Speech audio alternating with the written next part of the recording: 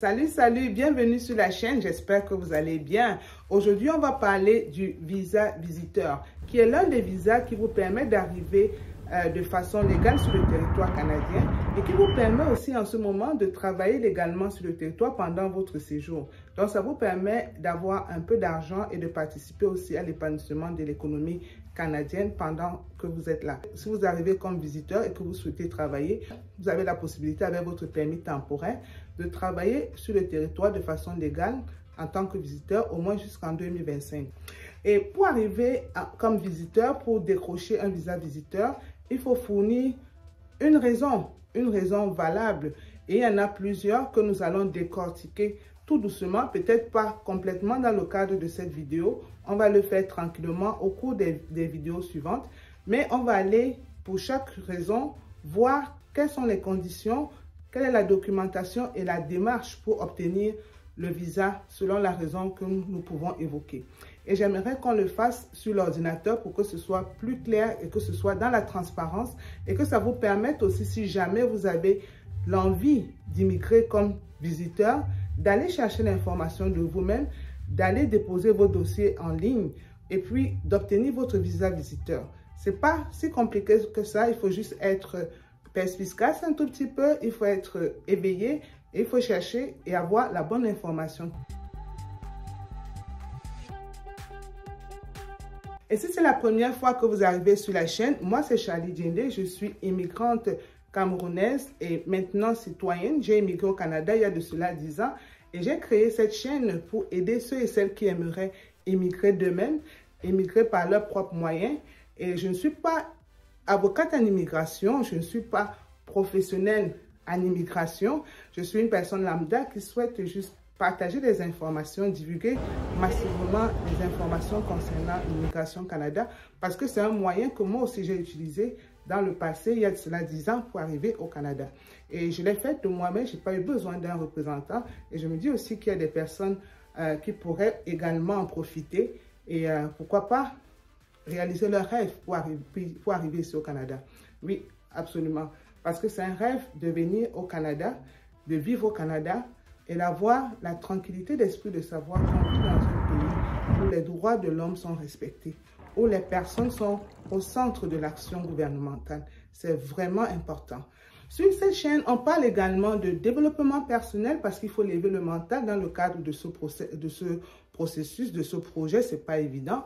On parle d'entrepreneuriat parce qu'au Canada, on vulgarise de l'entrepreneuriat, on booste tous ceux qui veulent créer des entreprises, des PME pour se lancer en business. Le gouvernement aide, les banques aussi soutiennent l'entrepreneuriat et on conseille aussi aux gens, pourquoi pas, de se lancer en business, de créer leurs entreprises pour désengorger aussi un peu l'État s'ils le souhaitent. Et on parle aussi d'argent, le nerf de la guerre. Parce qu'en toute chose, pour immigrer, il faut absolument être déjà préparé financièrement. Même si certaines personnes disent que l'immigration est gratuite, moi je vous dis là, faites attention quand vous entendez cela, parce que l'immigration n'est pas gratuite. Coûte que vaille, on dépense quelque chose. D'accord? Donc l'immigration n'est pas gratuite. Préparez-vous financièrement pour réaliser votre rêve. Et aussi, une fois sur le territoire, vous avez besoin d'argent pour vous installer. Quelques personnes chanceuses peuvent être soulagées du fait qu'une partie de leur procédure est prise en charge peut-être par un employeur, mais ce n'est pas toujours la procédure au complet, ce n'est pas votre installation au complet. À un moment donné, vous devez aussi sortir l'argent de vos poches. Oui, vous devez sortir l'argent de vos poches. Donc, c'est la raison pour laquelle je dis que l'immigration n'est pas complètement gratuite. Nous irons sur l'ordinateur pour regarder quelles sont les raisons acceptées par le gouvernement canadien. Et parmi ces raisons-là, on va focuser sur la raison concernant la visite d'un membre de la famille, l'invitation d'un membre de la famille pour venir au Canada en tant que visiteur. Donc, on va voir les conditions, la faisabilité de ce projet-là. Et plus tard, éventuellement, on va regarder les autres aspects du visa visiteur, les autres raisons, les autres documents qu'il faut, qui vont avec. Salut! Maintenant, nous sommes sur l'ordinateur et je vais vous montrer comment ça se passe pour présenter un visa visiteur quand on souhaite faire voyager un membre de la famille. Je vais vous montrer comment on fait déjà pour arriver à ce stade. J'ouvre un autre écran ici pour vous montrer comment écrire sur Google, parce que vous devez aller sur Google. Ici, vous saisissez www. Chez moi, c'est déjà là parce que je suis tout le temps sur le site. Canada.ca. Alors, ça va vous demander si vous voulez les informations en français ou si vous les voulez en anglais. Et si on va ici, par exemple, ici, on va choisir français. Tout simplement parce que mes abonnés sont francophones. Et moi aussi, même si de temps en temps je parle anglais, je préfère faire ma présentation en français pour que ce soit facile, accessible et compréhensible pour tous.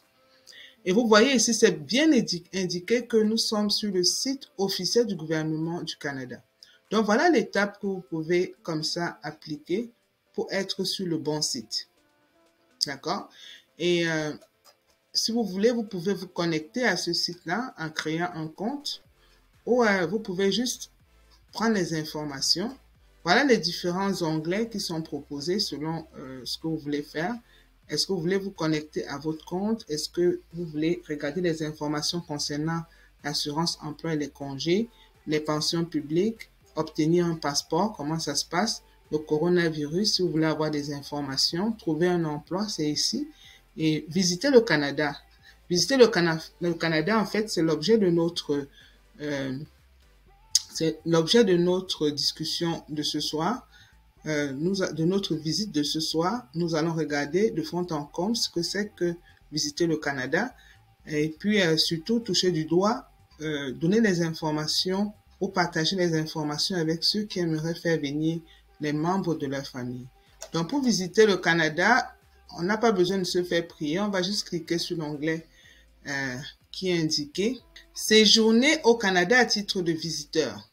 Comme je vous ai dit, le visa visiteur vous permet de travailler au Canada aussi de façon légale. Donc, ça peut aussi être un très bon visa pour ceux qui sont éligibles à voyager en tant que visiteur. Et vous avez la possibilité de travailler comme ça avec un permis temporaire, au moins jusqu'en 2025, ce qui n'est pas mal. Vous êtes à l'extérieur du Canada, comment trouver de l'information sur la façon de venir de visiter le Canada en provenance de l'étranger. Donc voilà, on va cliquer là-dessus. On vous dit ici, vérifiez si vous avez bien besoin d'un visa parce que dans ma vidéo courte, je vous ai dit parfois selon le pays où vous vous situez, vous n'aurez pas besoin d'avoir un visa, vous aurez besoin juste d'avoir un passeport ou une autorisation de voyage électronique. Et si jamais vous avez besoin d'un visa, ben on va regarder comment demander un visa de visiteur. Donc, ça, c'est un onglet qu'on va vraiment regarder en profondeur. Aider aussi ceux qui aimeraient avoir une autorisation électronique de voyage électronique, comment transiter, etc. On va pouvoir expliquer ça ensemble. Donc, on va aller avec demander un visa de visiteur. Qu'est-ce qu'il faut pour demander le visa visiteur? Vous voyez un peu comment je suis en train de cheminer dans le site du gouvernement. Vous avez vu? En tout cas, vous allez suivre les mêmes étapes pour cheminer également. Au sujet du document, ici, voici un peu comment le site chemine avant de présenter le visa. Enfin, pour un visa visiteur, voilà un peu les éléments à regarder avant de demander un visa visiteur. Donc, il commence d'abord par la documentation nécessaire. Mais moi, avant de parler même de documentation nécessaire, moi je dirais toujours de vérifier si on est éligible. Il faut commencer par là. Parce que si vous n'êtes pas éligible, ça vous sert à quoi de connaître la documentation? Vous aurez perdu votre temps pour rien. Alors, qui peut présenter une demande? Moi, je dis toujours de commencer par là. Est-ce que je suis éligible à présenter? Admissibilité. Est-ce que vous voyez ça?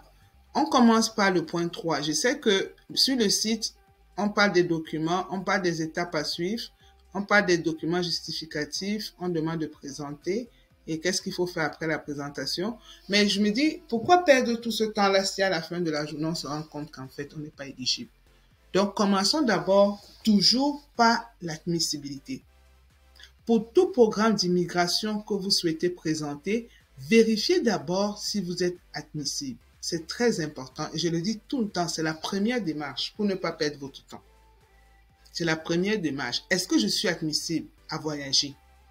Et dans quel programme est-ce que je peux voyager au Canada?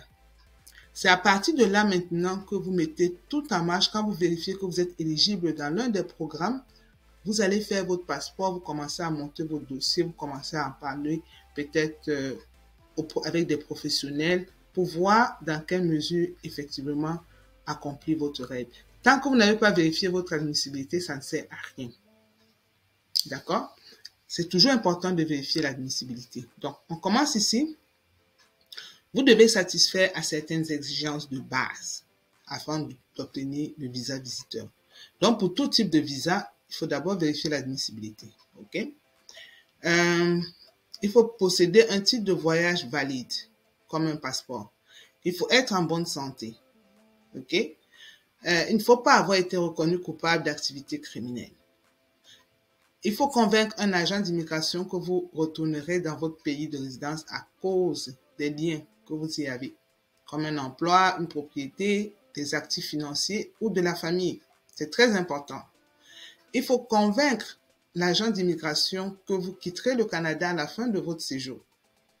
Donc, si votre intention initiale est de venir au Canada en tant que visiteur et de rester, vous ne devez aucunement manifester cela, vous ne devez aucunement laisser transpirer cette intention-là dans votre demande.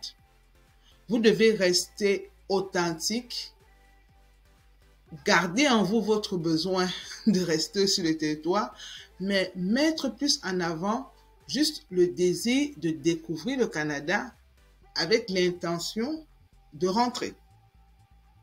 D'accord? Alors, vous devez avoir suffisamment d'argent pour votre séjour. OK? Le montant nécessaire dépendra de la durée de votre séjour et variera selon que vous séjournez dans un hôtel ou chez des amis ou des parents. Vous pourriez aussi avoir besoin de vous soumettre à un examen médical. Je vous avais parlé d'une visite médicale que j'avais faite avec mes enfants avant d'immigrer au Canada. C'est possible qu'on vous demande également de faire un examen médical dans le cadre du visa visiteur. Détenir une lettre d'invitation. Il faut savoir comment rédiger votre lettre d'invitation. Et la lettre doit être rédigée par une personne qui vit au Canada. Ça, c'est au cas où vous en avez besoin. Donc, quand on va aller dans les documents nécessaires, si c'est nécessaire en tant que visiteur d'avoir une lettre d'invitation, on va devoir rédiger une lettre d'invitation conforme. OK? Consultez la liste des documents requis pour votre situation ou selon votre situation. On dit ici, certaines personnes sont interdites du territoire au Canada. Interdites de territoire au Canada. Ces personnes sont interdites de territoire, ce qui signifie qu'elles ne sont pas autorisées à y entrer du tout. Et vous pouvez être interdit de territoire pour plusieurs raisons. Donc, par exemple, les activités criminelles, les violations des droits de la personne, les activités liées au crime organisé. Donc, si vous avez déjà un casier judiciaire sale, vous ne pouvez pas visiter le Canada. Vous ne pouvez pas arriver au Canada. Donc, arrangez-vous à ce que votre casier soit propre parce qu'on va toujours vous demander votre casier judiciaire de toutes les façons. Pour les enfants mineurs qui voyagent au Canada, assurez-vous de savoir quoi faire selon que vos enfants sont mineurs. Et on parle de mineurs ici pour les enfants âgés de moins de 18 ans. Donc, surtout si l'enfant voyage seul, avec vous ou avec quelqu'un d'autre. Il faut savoir quels sont les documents, il faut savoir quelle est la procédure adoptée dans ces cas-là. Donc, voilà les éléments qu'on va décortiquer étape par étape. Et on n'a pas besoin d'embrasser tout ça. Je voulais juste vous montrer qu'il était très important de vérifier l'admissibilité avant de commencer. Donc, voilà au moins les prérequis en termes d'admissibilité pour déposer un dossier en tant que visiteur. Alors, une fois qu'on a vérifié notre admissibilité, moi je dis toujours, on peut revenir au point de départ parce que on sait déjà qu'on a la possibilité de voyager au Canada. D'accord? On a vérifié l'admissibilité. On sait déjà qu'on est capable de voyager. On n'a pas de problème avec... on n'a pas je vais dire, on n'a pas un casier judiciaire sale ou bien on n'a pas de problème avec qui que ce soit. Et au point 1, au sujet des documents, on regarde quels sont les documents nécessaires. Qu'est-ce que c'est qu'un visa visiteur? Donc, il faut nous parler du visa visiteur. Ici, nous donne un peu la définition rapidement. Hein. Un visa visiteur, c'est un document officiel qu'on appose dans notre passeport. Et c'est un visa de résident temporaire parce qu'on est sur le territoire pour quelque temps seulement. Donc, le visa visiteur, c'est à cela. Et ici, on dit la plupart des visiteurs ont besoin d'un visa pour venir au Canada. Et vous pourriez également devoir en avoir un si vous transitez par un aéroport canadien. Donc, vous pourrez avoir besoin d'un visiteur si vous transitez par l'aéroport canadien. Et quelle est la durée de séjour permise? Parce que c'est important d'avoir une idée globale du visa visiteur. Généralement, la majorité des personnes peuvent rester jusqu'à 6 mois au Canada. Donc, au point d'entrée, l'agent des services frontaliers pourrait cependant vous autoriser à rester pour une période inférieure ou supérieure à 6 mois. Donc, si vous êtes chanceux, on peut vous donner un séjour plus long ou un séjour plus court. Ça dépendra de l'agent qui sera en service ce jour-là. Et si c'est le cas, il va indiquer cela dans votre passeport. Donc, grosso modo, c'est ça le visa visiteur. Là, il pourrait aussi vous remettre un document appelé fiche de visiteur sur lequel figurera cette date. Donc, c'est sur la fiche qui va vous donner que vous allez voir la date, combien de temps vous devez faire sur le territoire canadien. Donc, quand vous faites la demande d'un visa visiteur, priez pour que l'agent des services frontaliers soit assez compréhensif pour vous donner le maximum de temps possible. Parce que ce maximum de temps possible vous permet également de trouver un emploi pour une longue durée. Ça vous permet de gagner aussi un peu plus d'argent.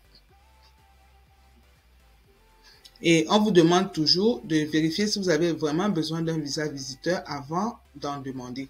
Parce que comme j'ai dit, dépendamment de votre pays et de votre nationalité, vous pourrez avoir besoin de ce visa-là.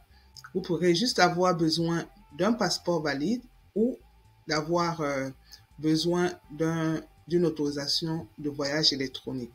Parce qu'on dit ici, il faut vérifier, on dit, vous pourriez avoir besoin d'un visa de visiteur ou d'une autorisation de voyage électronique.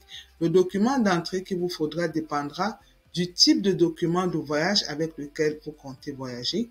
Ça dépendra du pays qui a délivré votre document de voyage. Ça dépendra de votre nationalité. Ça dépendra du moyen de transport que vous utiliserez pour venir au Canada lors de votre voyage. Donc voilà les éléments qui vous permettent de savoir si vous avez besoin d'un visa visiteur ou pas. Et vous pouvez aussi aller sur ce lien, vérifier si vous avez besoin de ce visa. On peut rapidement essayer ici. Vérifier si vous avez besoin d'un visa pour voyager au Canada. Faisons l'essai. Quel document de voyage avez-vous l'intention d'utiliser pour voyager au Canada? C'est important de faire tous ces exercices avant de faire la demande. Si, mettons, je suis en Afrique, pour la plupart de mes abonnés qui sont en Afrique ou en Europe, vous pouvez cliquer ici sur passeport, par exemple. Est-ce que c'est un passeport simple? Est-ce que c'est un passeport pour étrangers délivré à une personne apatride? Est-ce que c'est un permis pour rentrer aux États-Unis? Est-ce que c'est un titre de voyage pour réfugiés des États-Unis? Autre type de voyage ou pour réfugiés délivré à un non-citoyen?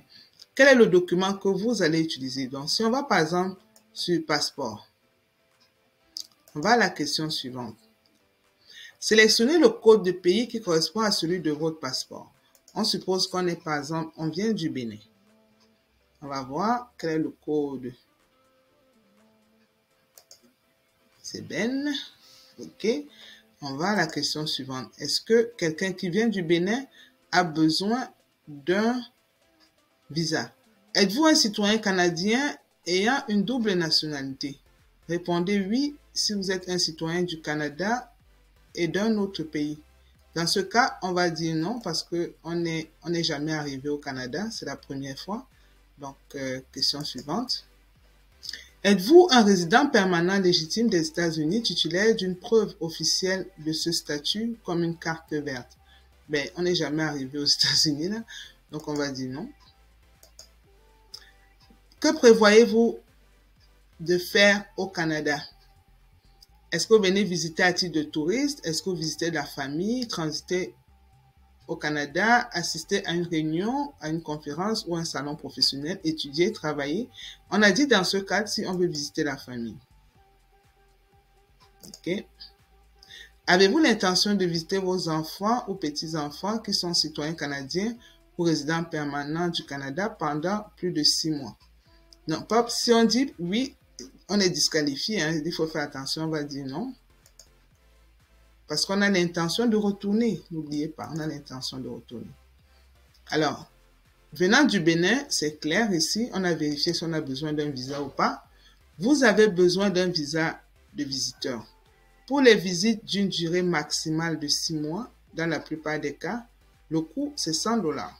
Donc voilà un peu comment est-ce qu'on vérifie si on a besoin d'un visa, d'une autorisation de voyage ou simplement d'un passeport valide. Donc, on retourne en arrière. Donc, voilà un peu comment j'ai les étapes que j'ai prises pour en arriver là. C'est pour vous permettre de suivre ces étapes également. Donc, je suis encore au point 1 au sujet du document. Le point 1, qu'est-ce que le document en question? Quelle est la durée du séjour? Et comment vérifier si on a besoin d'un visa? Ok. On va passer au deuxième point. Étape à suivre pour présenter une demande. Déjà, quand vous êtes sur le site, étape à suivre pour présenter une demande de visa visiteur. Donc, on demande d'obtenir les documents qui démontrent que vous êtes admissible selon les critères pour un visa. Il faut présenter une demande en ligne, en créant un compte, en téléversant et en payant vos frais. On a vu les frais tout à l'heure. Il faut fournir les empreintes digitales, les photos biométriques, les données biométriques. Et comment nous traitons votre demande de visa visiteur? Voilà comment ça se passe. Vous allez prendre le temps de lire et nous envoyer votre passeport si nous approuvons votre demande pour un visa.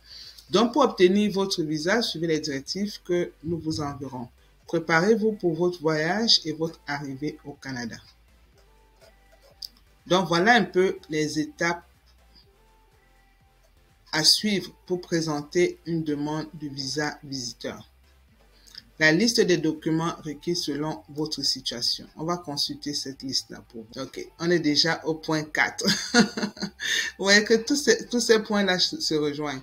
Moi, j'ai commencé par le point 3 parce qu'il fallait vérifier l'admissibilité. Il faut d'abord comprendre c'est quoi le visa visiteur, quelles sont les étapes à suivre, est-ce qu'on est admissible, et puis maintenant, quels sont les documents justificatifs. Généralement, comme je vous ai dit, pour présenter un visa visiteur, il faut répondre à certaines questions parce qu'on a besoin de savoir si votre raison est vraiment pertinente pour visiter. On n'arrive pas au Canada juste parce qu'on veut se balader et retourner. On doit avoir une raison pertinente pour visiter le Canada. Donc, pourquoi voulez-vous visiter le Canada? On a dit pour nous, c'est dans le cadre familial. Donc, ici, on a dit pour visiter à titre de touriste, pour des raisons d'affaires, pour visiter de la famille, pour des raisons d'ordre humanitaire. Des raisons d'ordre humanitaire. Donc ici, on va aller directement pour visiter la famille. Ok. Quel est le statut de votre membre de la famille au Canada? Donc vous êtes à l'étranger, vous voulez arriver au Canada parce que vous voulez visiter la famille. Quel est le statut de celui ou celle qui vous invite? Donc votre membre de la famille qui habite au Canada en fait. Quel est son statut? Est-ce que la personne est citoyenne canadienne? Est-ce que la personne est inscrite en vertu de la loi sur les Indiens du Canada? Est-ce que la personne est simplement résidente permanente ou résidente temporaire du Canada? Donc, pour nous, dans mon cas, par exemple, moi, je dirais que je suis citoyenne canadienne. On va prendre mon cas. Avez-vous l'intention de visiter vos enfants ou petits-enfants pour plus de 6 mois? Donc, je vous ai dit ici, il faut faire attention, c'est une question piège. On vous a dit que la durée maximale pour avoir le visa, c'est 6 mois maximal. à moins que l'agent des services frontaliers ne vous accorde un séjour plus long, dépendamment des raisons qu'il pourra évoquer. Mais pour vous, dans votre tête, vous vous dites que vous êtes là pour moins de 6 mois. Donc, est-ce que vous avez besoin de visiter pour plus de 6 mois? Vous allez dire non. Et tout de suite, on demande les documents à soumettre avec votre demande de visa.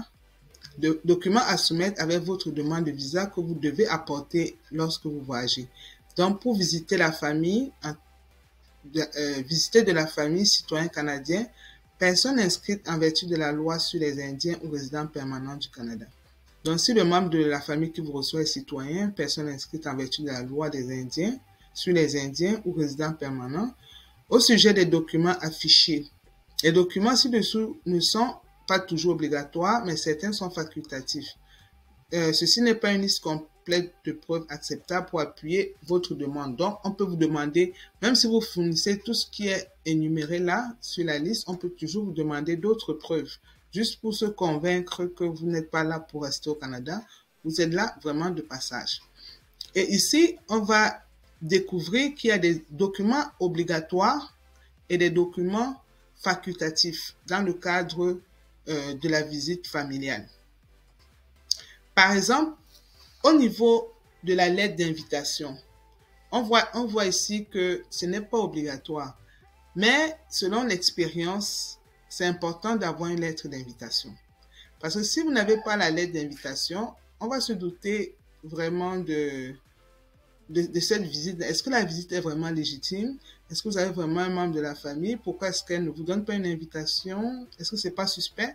Donc, la lettre d'invitation vient quand même renforcer le caractère sérieux de votre visite. Si vous dites que vous avez un membre de la famille, ce membre devrait normalement vous donner une lettre d'invitation. Donc, ça peut confirmer que le but de votre visite au Canada est valide, par exemple. Et il y a certains détails à inclure dans la lettre. Ce n'est pas la raison de la vidéo d'aujourd'hui, on pourra regarder ça prochainement parce qu'on a beaucoup de détails, beaucoup d'éléments qu'on va regarder vraiment dans le cadre de la visite. C'est très important. Donc déjà, même si c'est facultatif, c'est bon d'avoir une lettre d'invitation. Ici, c'est obligatoire. Il faut avoir une preuve de lien de parenté. Donc, la personne qui vous invite, est-ce votre frère? Est-ce votre mère? Est-ce votre grand-mère? Quel est le lien? Il faut une preuve de votre lien de parenté avec la personne ou le membre de la famille qui vous invite. Peut-être une copie d'acte de naissance. On va regarder ça ici. Il peut s'agir des documents suivants. Un certificat de mariage, une déclaration officielle d'union de fait si vous êtes en couple, un certificat de naissance, un document officiel attestant votre lien de filiation. Ouais.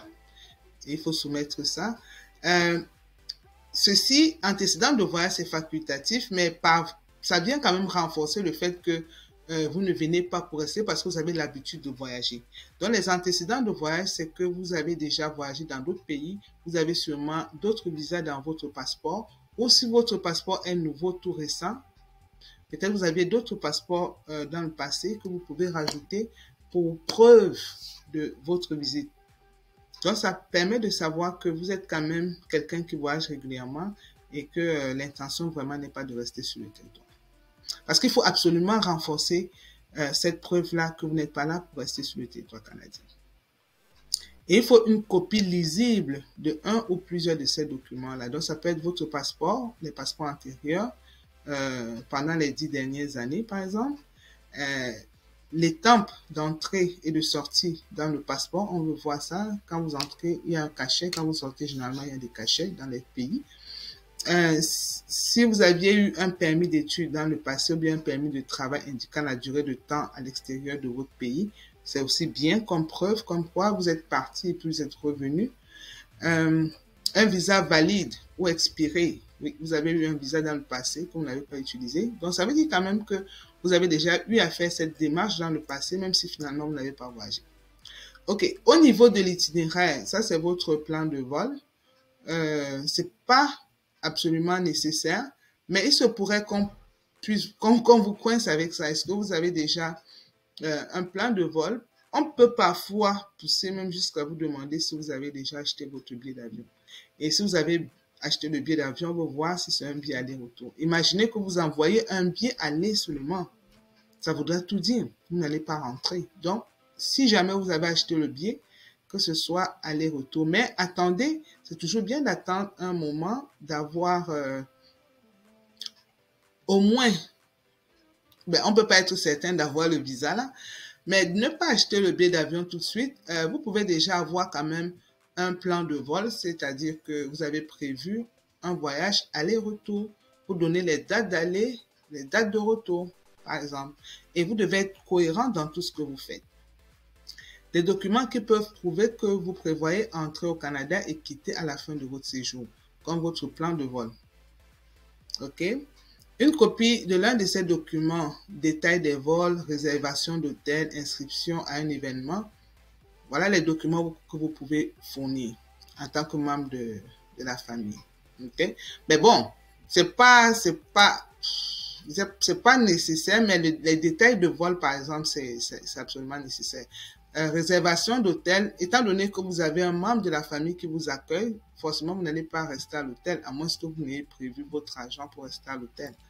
OK? Soumettre avec le visa. Relevé de compte, non, là c'est facultatif. On ne vous demande pas de montrer forcément votre preuve parce que parfois c'est la personne, le membre de la famille qui vous reçoit au Canada qui vous prend en charge. Parce qu'on vérifie aussi que ce membre-là est capable de vous prendre en charge. Okay? Cela peut nous aider à déterminer si vous avez suffisamment d'argent pour votre séjour. Si vous pouvez fournir le relevé, tant mieux, mais ce n'est pas absolument nécessaire. Mais ils peuvent pousser jusqu'à vous demander de fournir cette preuve-là. Avec les coordonnées de la banque et vérifier s'il s'agit effectivement de votre compte, avoir les détails pour les 6 derniers mois. Donc, il ne faudra pas juste venir déposer l'argent dans le compte une fois. On regarde la traçabilité des versements, comment ça se fait pour les 6 derniers mois. On peut aussi demander des renseignements sur votre emploi. C'est pas obligatoire, c'est facultatif, mais c'est une preuve que vous allez rentrer, continuer votre emploi. Donc, pour ça, on a besoin d'une lettre de votre employeur qui confirme que vous avez un emploi stable, par exemple. Ouais, il faut une lettre de votre employeur. Ils peuvent pousser le bouchon jusque-là. Hein. C'est pas dit que c'est tout le temps demandé, mais il y a des personnes comme ça à qui on demande plusieurs choses avant de confirmer leur visa. La lettre devrait être imprimée sur le papier en tête officielle de l'employeur. OK? Donc, c'est là. La lettre devrait aussi comprendre des renseignements suivant la date, pas plus de 3 mois précédant la date de présentation de votre demande. Donc, il faudra que la demande de la lettre d'emploi ne doit pas dater de plus de 3 mois, en fait. C'est ce que ça veut dire. Et ça doit confirmer que vous occupez un emploi, le nom complet et la date de naissance, votre nom complet et votre date de naissance, le début de votre emploi, votre rôle, votre tâche, la description de votre emploi, le salaire actuel, les coordonnées du gestionnaire, le numéro de téléphone, l'adresse courriel. Bref, on vous pose beaucoup de questions parce qu'on veut vraiment vérifier que vous allez retourner. Il y a des documents d'identité qui sont absolument obligatoires. Donc, il y a certains documents qui ne sont pas acceptés. Comme j'ai une vidéo courte qui parle de ça, vous pouvez aller regarder. Donc, certains passeports ne sont pas acceptés. Vous allez prendre le temps de lire. Et il y a aussi une vidéo courte que j'ai produite à ce sujet-là. Déclaration officielle d'union de fait. Ben, ça, c'est pour ceux qui sont en couple. Ce n'est pas obligatoire. Si vous n'êtes pas en couple, ça ne sert à rien de donner cette déclaration-là. OK. Recours au service d'un représentant. Ça, c'est obligatoire. Ça peut être un représentant légal reconnu du Canada ou ça peut être le membre de la famille qui vous reçoit et qui vous aide dans la procédure. Il peut aussi jouer le rôle du représentant. Donc, vous n'êtes pas obligé d'aller payer quelqu'un forcément pour vous remplir le visa visiteur. C'est vrai qu'il y a plusieurs personnes qui tombent dans ce piège-là et vont voir les représentants officiels, mais c'est pas obligé. Les membres de la famille qui présentent une demande au nom du demandeur ou de tiers doivent remplir ce formulaire. Donc, il y a un formulaire à remplir, c'est ce formulaire-ci, le formulaire IMM 5476. Et soumettre avec. Autorisation de communiquer des renseignements personnels à une personne désignée. Là, c'est vous qui donnez l'autorisation de communiquer vos renseignements. Vous donnez l'autorisation à l'IACC de communiquer vos renseignements à votre représentant.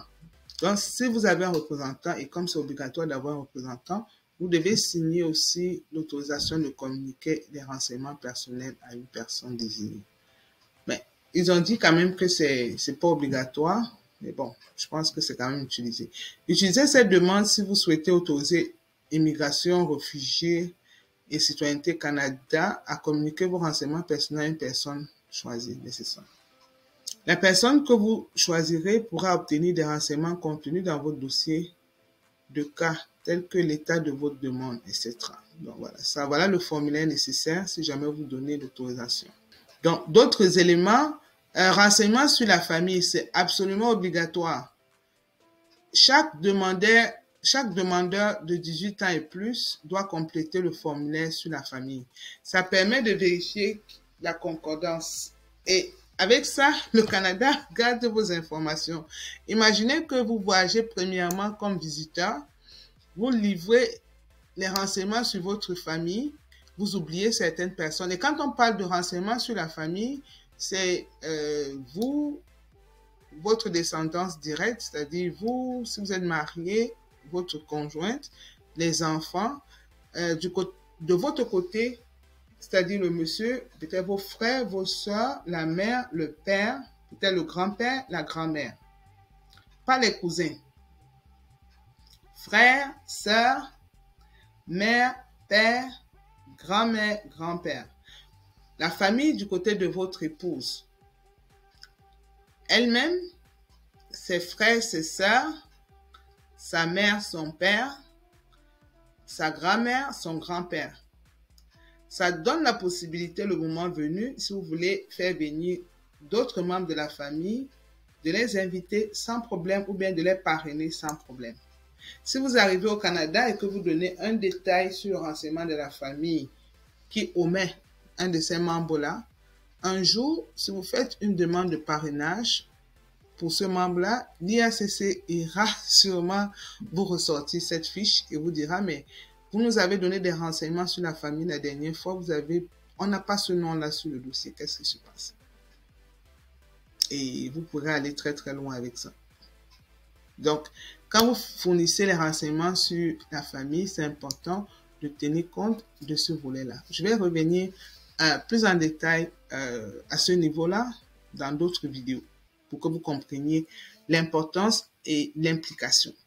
Parce que moi, j'ai eu à vivre ça et je n'ai pas pu parrainer un membre de ma famille parce que son nom n'était pas initialement dans notre dossier. D'accord. All right, mais je vais y revenir. Chaque demandeur 18 ans et plus doit compléter ce formulaire. Ok, ça c'est le formulaire 5645. Enfant mineur. C'est important si un enfant mineur doit voyager. Il faut les documents requis si l'enfant a moins de 18 ans. Les documents requis dépendent. Les documents requis dépendent si l'enfant de moins de 18 ans voyagera avec un parent uniquement, avec un autre membre de la famille, un ami ou seul. Vous devez peut-être devoir présenter une lettre autorisant l'enfant mineur à se rendre au Canada. D'autres documents tels qu'un document d'adoption ou ordonnance de garde, cela dépend si l'enfant mineur voyage seul. Donc, c'est important de vérifier l'information ici pour voir exactement quels sont les documents nécessaires. D'accord? Et vous soumettez avec tout ceci. Donc, voilà ce qu'il faut faire. Voilà les documents à soumettre avec la demande de visa.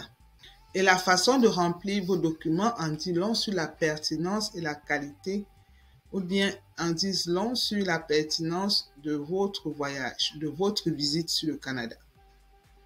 Donc, faites attention quand vous allez remplir vos documents. Je vous ai fait par exemple le cas concernant les renseignements sur la famille. Quand vous remplissez les renseignements sur la famille, faites très très attention à ce niveau. Alors, donc voilà les documents justificatifs. Et maintenant, comment présenter une demande? Donc, comment présenter une demande? Avant de présenter votre demande de visa visiteur, il faut obtenir les documents pour répondre aux exigences pour un visa. Donc, renseignez-vous sur les mesures que vous devez prendre en ce qui a trait à vos données biométriques, les empreintes digitales et photos.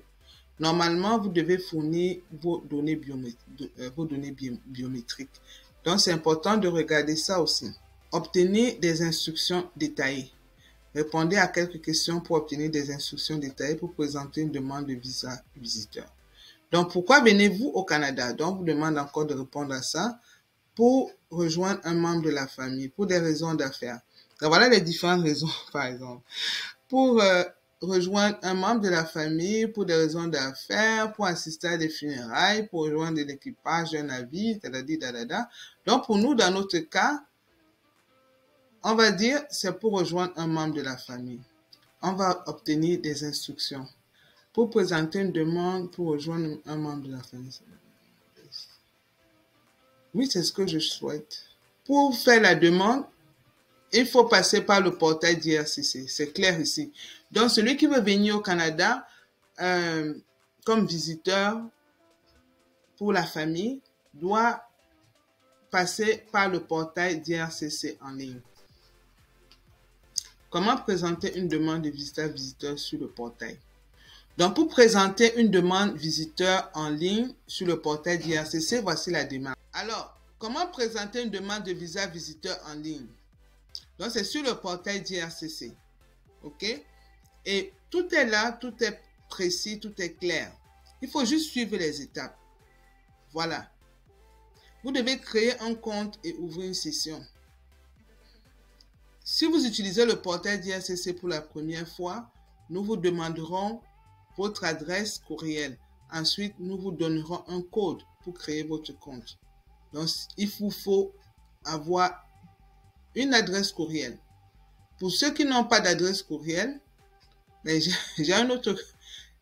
une autre chaîne qui vous permet de savoir comment créer une adresse courriel. Je vais vous donner le nom de ma chaîne. Ça parle de marketing digital. Comment créer une adresse Gmail. Comment créer une adresse Gmail pour avoir, par exemple, accès à YouTube, etc.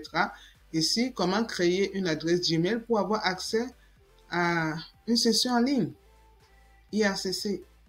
Donc, voilà une occasion qui se présente. Je vais vous donner le lien de ma deuxième chaîne YouTube et vous pourrez, sur la première vidéo, tutoriel 1 d'ailleurs, ça vous dit comment créer une adresse Gmail si vous n'en avez pas encore.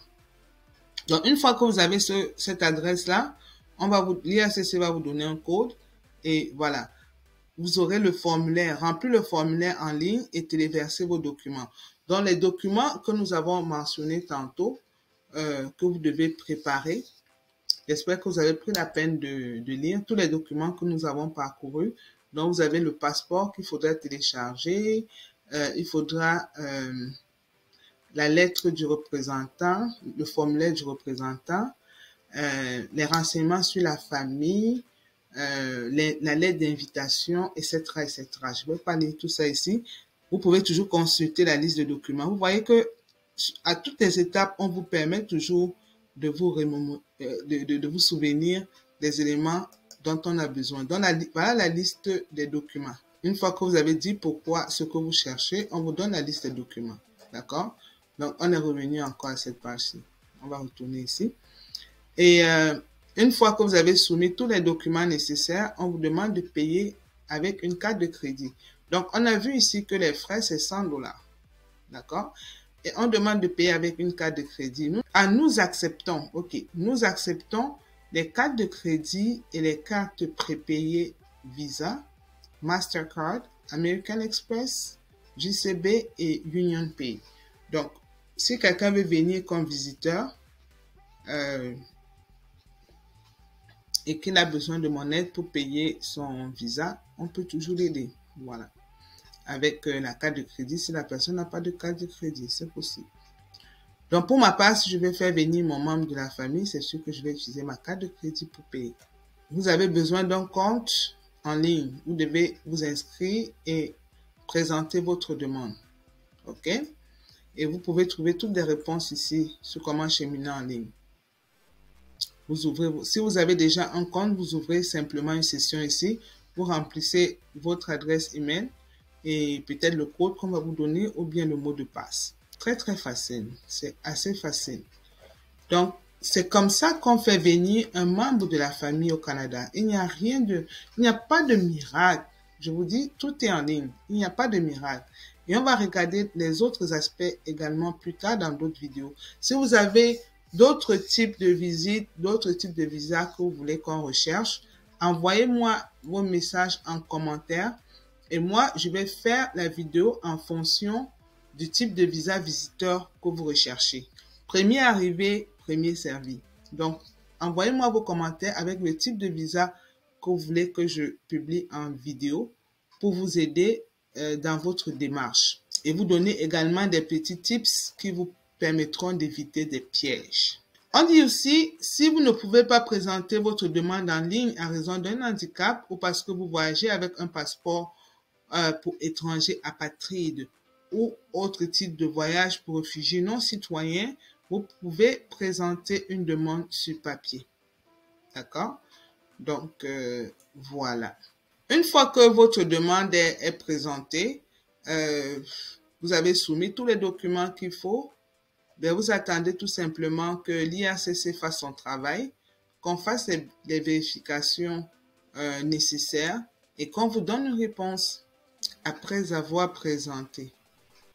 OK, donc une fois qu'on a présenté la demande, quand vous avez fini de présenter votre demande, qu'est-ce qui va se passer? À un moment donné, on va vous demander de fournir vos empreintes digitales et vos photos. Donc, quand votre demande est vraiment pertinente, on peut vous demander de fournir vos empreintes et vos photos. On va traiter votre demande. Avant de voyager, il y a des documents à obtenir. Donc, on va cliquer un peu pour voir, pour donner le plus d'informations possible. Donc, une fois que vous avez présenté, donc pour vos empreintes digitales et votre photo,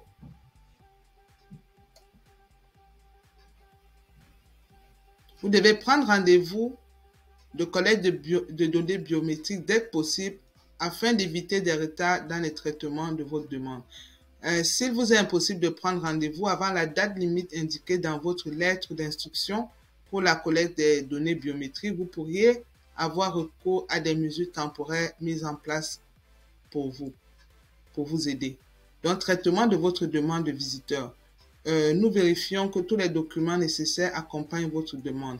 Si la demande est incomplète, nous ne la traiterons pas et nous la retournerons. Nous pourrions aussi vous demander de vous présenter à une entrevue qui sera effectuée par nos représentants dans votre pays. Donc, vous voyez que le visa visiteur n'est pas aussi facile que ça. Il y a possibilité, en plus des documents, de toutes les contraintes documentaires, il y a aussi la possibilité d'envisager une entrevue. Et c'est le moment pour vous de vous préparer pour cette entrevue-là. Donc, vous devez vous préparer à écrire une lettre d'invitation, vous devez vous préparer à une entrevue éventuelle.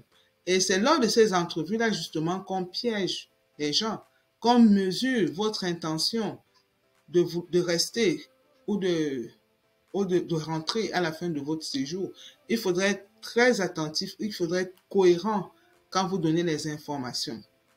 On peut aussi vous demander d'envoyer d'autres renseignements supplémentaires. Donc, en plus de tous les documents que nous avons listés tantôt, on peut vous demander d'autres informations. On peut vous soumettre à un examen médical. Donc, l'examen médical qui est généralement fait par un médecin agréé de l'IRCC. D'accord? On peut vous demander d'obtenir un certificat de police. C'est normal. Vous avez vu en première étape dans l'admissibilité, on veut vérifier que vous n'avez pas de problème criminel. Vous n'avez rien lié à la criminalité ou quoi que ce soit. Donc, c'est important d'être clean. C'est vraiment important.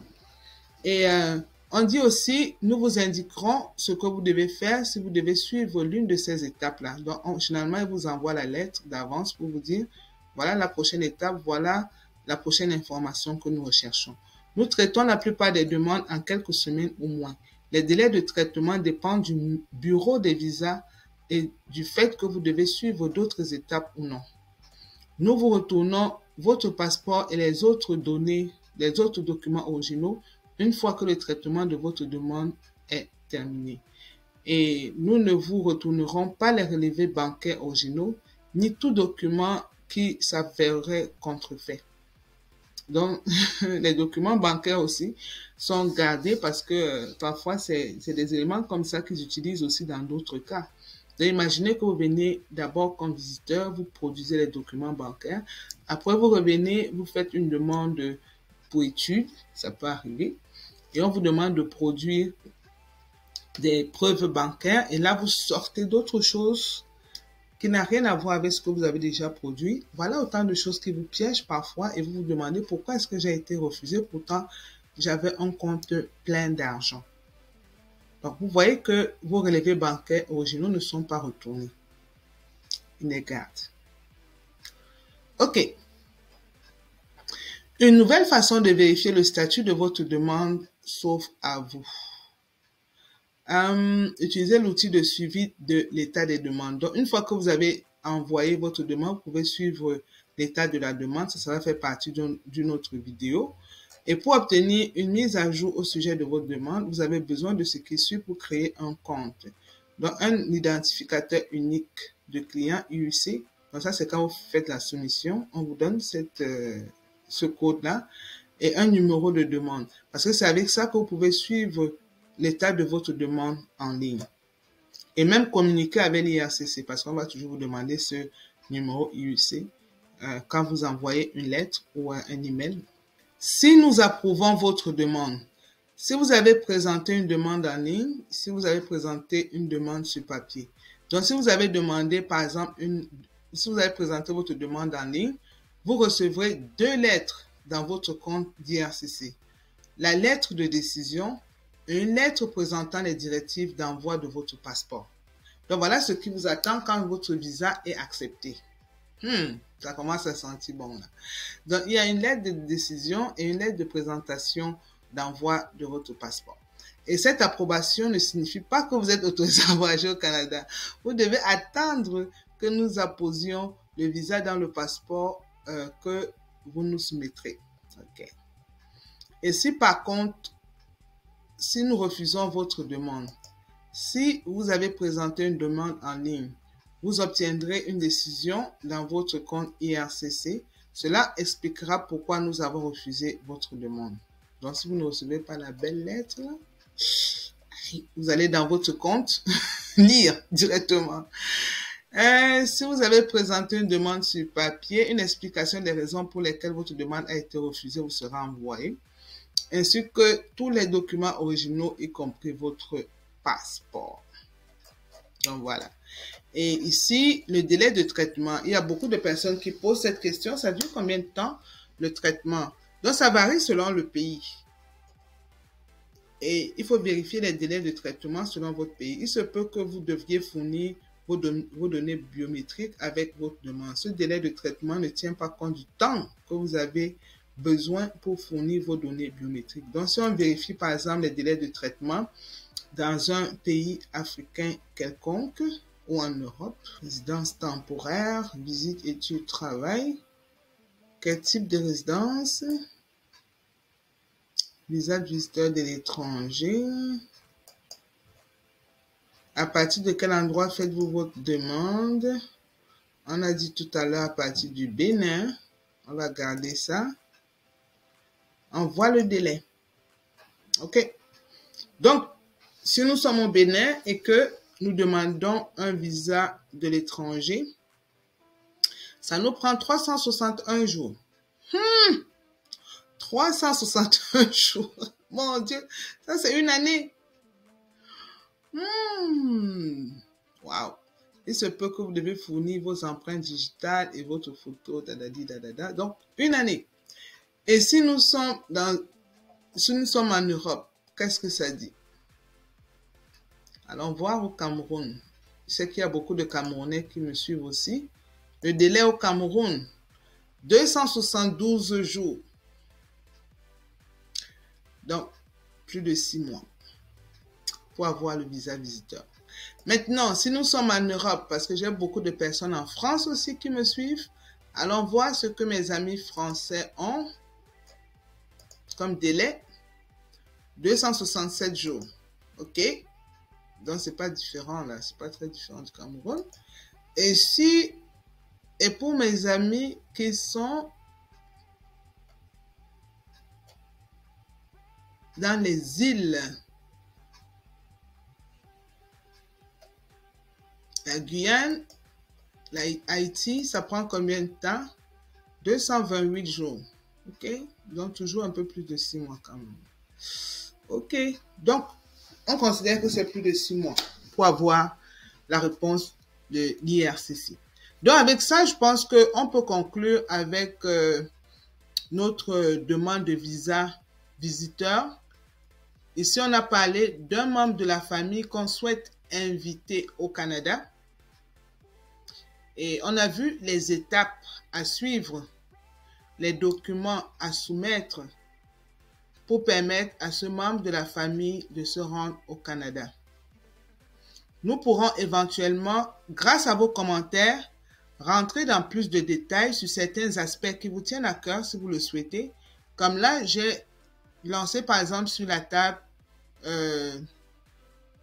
la possibilité de faire la vidéo en fonction des commentaires que vous allez donner. C'est-à-dire que le type de visa, le prochain type de visa que vous souhaitez qu'on touche, ça me permettra de vous donner plus de détails. OK? Donc, ici, on a parlé de comment faire venir un membre de sa famille au Canada comme visiteur. Les éléments qu'il faut, la documentation qu'il faut. J'espère que cette vidéo vous a plu. J'espère que cette vidéo vous a éclairé un tout petit peu et que quelques-unes de vos questions sont répondues. Si toutes les questions ne sont pas répondues, laissez-moi les commentaires. Ça me permettra de vous aider davantage. J'ai essayé de donner le maximum d'informations qu'il fallait et essayer de suivre, de naviguer sur le site tout doucement pour vous permettre d'aller chercher l'information dont vous avez besoin du début jusqu'à la fin du processus. Maintenant, si avec tout ça, vous avez toujours besoin d'aide, vous avez toujours besoin d'accompagnement, vous voulez que je vous aide par rapport à la rédaction de la lettre d'invitation, vous avez besoin d'aide, par exemple, à comment préparer une entrevue éventuelle en tant que visiteur, envoyez-moi un email. Mon email est dans le contact, dans le descriptif de la vidéo. À bientôt. Au revoir. Si cette vidéo vous a plu, n'hésitez pas à vous abonner, à liker et à partager, car c'est en partageant que ça permet aux autres membres de la communauté de comprendre exactement ce que nous faisons, ce que nous offrons, et ça leur permet aussi de bien comprendre les différents mécanismes, les différents éléments qu'il faut pour bien présenter leur demande, pour bien faire les choses, pour oser eux-mêmes prendre en charge leur démarche d'immigration au Canada. Donc, partagez massivement l'information, abonnez-vous massivement pour ne pas manquer les publications. OK?